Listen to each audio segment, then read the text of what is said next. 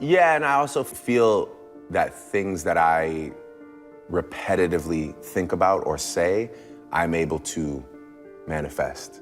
Like, you know, this house, for example, I manifested this because I obsessively used to take my uncle's Audi, and I used to take a girl to Young and Eglinton, Silver City to the movies, and then to Pickle Barrel for dinner. And then I used to go tell her like, yo, you wanna go see where I'm gonna live one day? Yeah.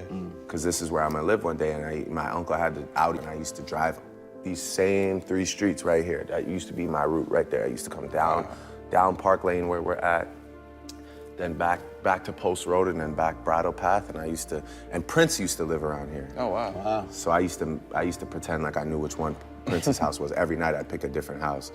While you're on the journey, you have to disconnect from the end goal, you know? Because if you're just focused on some end goal, then you might get there, but it'll be hard to progress past that because you're so focused on that one destination that it's like, you know, you maybe forget everything in between, and maybe you could have done more in between. He always told me, like, just be here right now, live right now, and do the best you can right now. Don't worry about what that end goal is. It's great to have goals, it's great to have dreams, but it's just like you get too attached to it, and sometimes it could be a self-destructive thing. So, I mean, I just kind of try and progress as much as I can. Why do you care so much about success? Have you figured that out? I'm just addicted to it. Why?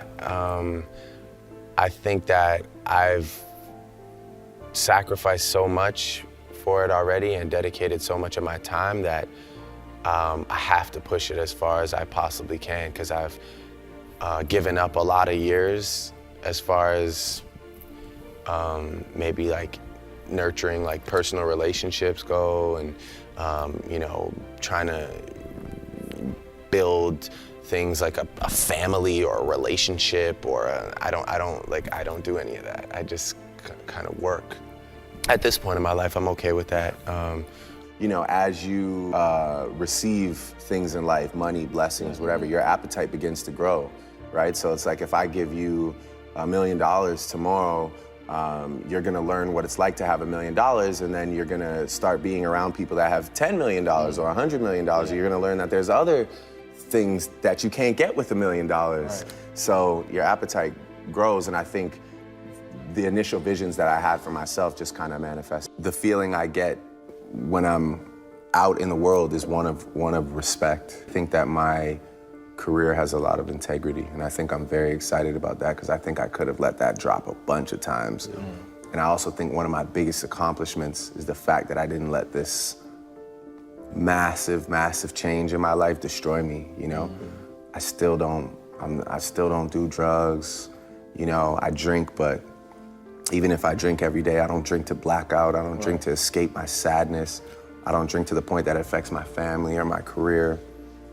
I think I'm just happy that I'm still intact. You know, that's my biggest accomplishment. I made a lot of money. You know, did a lot of things, been a lot of places, had a lot of opportunities to f this up and didn't. And, you know, I could be at dinner with my mom and still hear her say, like, you know, I'm proud, you're still you, you're in there, you know? I'm looking at you, you're there, it's you. It's not like a shell of who you used to be or something like that, you know? I love my space, I love my work, and I love my routine. And for me to break that for somebody, it would just have to be like a really special person that fits into that puzzle and that is supportive of the things I'm doing. Have to be somebody that has taste in music. It'd have to be somebody that I get along with so much to the point that when we're separate, I'm feeling like I can't function properly without their presence. I'm really self-conscious about my music, and even if I do a good job, I always wonder, you know, how I could have done it better. I rarely celebrate anything, and just for anyone watching this that's wondering how this happened, you know, that's really the answer. It's being so unsure how you're getting it done that you just kind of keep going in the hopes of figuring out the formula. Just feeling so lucky and blessed that the fear of losing it keeps you up at night. I didn't really write a grandiose speech about how to make it work or what it took, because, you know, to be really honest with you, I don't quite understand it myself. I know that I've spent an incalculable amount of hours trying to analyze all the things I did wrong. You know, when I made a choice to start singing, it was because of something that my father had told me, which was, you know, there's no rapper out there that sings and raps and does it well, does both things well. And he's like, in order to be successful, you're gonna need something other than just what everyone else is doing. Twitter isn't real, by the way. It's not like there's no gauge on like real life on Twitter. That's a terrible medium to like exist in. And you can enjoy it. You can even indulge in it, but like, just don't live your life by that weird code on that internet program. So if there's something for you to express, it has to be your own thing. Like, I don't know what you like to do. Maybe you like to like do yo-yos, and yo-yo is your self-expression. Weird example. Yo-yo game. But hey, maybe it's like painting. Maybe it's making clothing. Like, I'm not sure what it is. As far as expressing your feelings, if you happen to be one of those people that's eloquent enough and you enjoy words, then I always encourage you to do it any way you see fit, whether it's poetry, music, or whether it's just direct communication with people. But like, get off the internet. Like, tell somebody like, come meet me for a drink. Let's have dinner. Let's go for a walk. You know, like real life.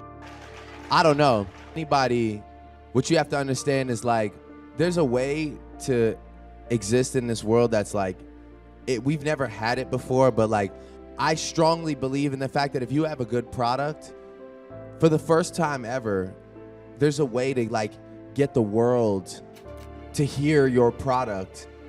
And if it's good, you will see the results from it. You understand what I'm saying? Like, artists will drop a mixtape, and if that mixtape picks up, you know, whether it's like House of Balloons or Party Next Door, like, I remember seeing when House of Balloons dropped, I remember people being like, yo, I'm in the Netherlands right now listening to House of Balloons. It's like, you know, we have such a platform to access the entire world. And my biggest thing to you, your question was, how do you, like, I guess, catch the attention? It's just about finding your own moment, you know, and having the music be great, as cliche as that sounds. But it's just like, man, you know, there's not a lot of great music to choose from. So when somebody is great, the world will let you know. Trust me. It doesn't take me. It doesn't take this guy. The world will let you know. All you have to do is put it out there. And there are people who scour the internet every day looking for the next big thing. And I promise you, if that product that you have is potent enough, you will be the next big thing. And I feel like that's it, you know? What does money mean to you? Well, I think less than the dollar value, it's just more about the idea of growth and business mindset too. You know, 25 million at the time seemed crazy to me, but when you start becoming a headlining touring act and, you know, brands want to get involved with you and you can go do private events and whatnot, it's, you know, you're capable of making it. And now I want to, you know, for sure, obviously keep touring, keep making music, but now I see that there's other ways, as far as like, you know, this global ambassador thing, as far as maybe starting, I want to invent something. I want to start a company. I want to do something that has maybe nothing to do with music. Well, why do you care so much about success? Have you figured that out? Well, I don't want to be number two. I think that would be a weird thing to sit here and say, or I don't care, you know, I want to make this city proud, you know, that's a main reason for me. And number one, it takes a while to even become that. I don't even know what number, it's like number, I hate numbers, by the way, you know. I like to say I just want to win, you know.